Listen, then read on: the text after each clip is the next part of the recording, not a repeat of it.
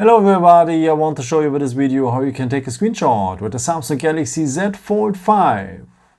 And for that you will have two ways for. Let me show you the first one. It works with the buttons. So we will need the power button for and the volume down button. Just press these both buttons for short together and you're having a screenshot. After you can see the preview, you can edit the screenshot or you can share directly with WhatsApp, Telegram and so on. So one more time, the power button and the volume down button just for short together and you're having a screenshot. If you tap now the editing symbol, you are able also to draw something inside or to highlight something as you want. And here at the corners, it's pretty nice. You can crop also a part of the screenshot, what is very useful if you want to capture maybe a website picture or something like this.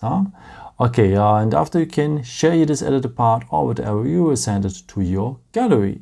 And there's a second way to take a screenshot, and for that you will need the edge of your palm. Just swipe it across the screen and you're having a screenshot as well. So one more time, take the edge of your palm, swipe it across the screen and you're having a screenshot as well. And of course you can take also screenshots if the phone is unfolded with the same ways. So the power button and the volume down button just for short together and you're having a screenshot.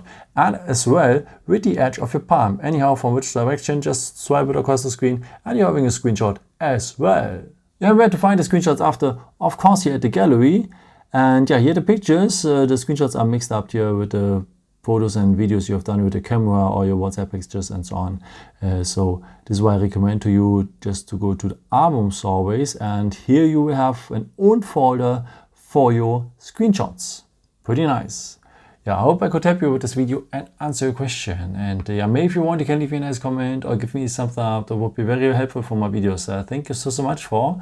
And yeah, I've created also some other videos if you're interested in, with some more tips and tricks and so on. Or you can also subscribe me if you haven't done it before. Thank you so much for your support and yeah, maybe until next time. Ciao.